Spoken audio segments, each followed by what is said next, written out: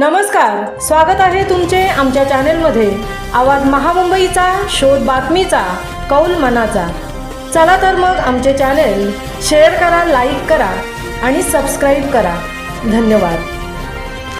धावत्या लोकलमधून पडून 6 प्रवाशांचा मृत्यू।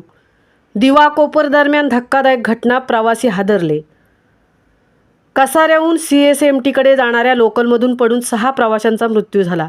सकाळी 9 वाजताच्या सुमारास ही घटना घडली। यात काही प्रवासी जखमी झाल्याची माहिती असून त्यांना उपचारासाठी रुग्णालयात दाखल करण्यात आले आहे। लोकलला लटकलेले प्रवासी एक्सप्रेसला घासले गेल्याची माहिती रेल्वे प्रशासनाने दिली आहे। मृत्यू झालेले 6 जण कसारा CSMT लोकलमधील प्रवासी होते असंही समजते। दिवा ते कोपर स्थानकादरम्यान हे प्रवासी खाली पडले। छत्रपती शिवाजी महाराज टर्मिनलवरून पुष्पक एक्सप्रेस निघाली होती, तर कसाऱ्याहून CSMTकडे लोकल जात होती। या लोकलच्या दरवाजावर लटकलेले प्रवासी एक्सप्रेसला घासले गेले आणि त्यांचा तोल गेला। घटनास्थळी रुग्णवाहिका पोहोचवण्याची व्यवस्था तातडीने केली जात असल्याची माहिती मध्य रेल्वेचे जनसंपर्क अधिकारी स्वप्नील लीला यांनी दिली। त्याचप्रमाणे या घटनेनंतर रेल्वे वाहतुकीवर कुठलाही परिणाम झाला नाही असंही त्यांनी स्पष्ट केलं आहे। हे प्रवासी रेल्वे रुळावर नाही तर रुळाच्या बाजूला पडले असं लीला यांनी सांगितलं आहे। याबद्दल रेल्वे प्रशासन काय म्हणते ते पहा। 5 प्रवासी मुंब्रा स्थानकाजवळ रेल्वेतून खाली पडले। कसाऱ्याला जाणाऱ्या रेल्वेच्या गार्डने याबाबतची माहिती दिली। नेमके कोणत्या गाडीतून प्रवासी खाली पडले याबाबत अद्यापही माहिती नाही। कसाऱ्याला जाणारी लोकल आणि पुष्पक एक्सप्रेस बाजूनेच जात होत्या, त्यामुळे कोणत्या ट्रेनमधून हे प्रवासी खाली पडले हे समजू शकले नाही अशी माहिती रेल्वे प्रशासनाने दिली।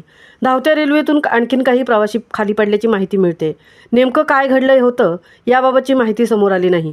दरम्यान जखमींना उपचारासाठी तातडीने जवळच्या रुग्णालयात दाखल करण्यात आले आहे, तर मृत प्रवाशांची ओळख पटवण्याचं काम सुरू आहे।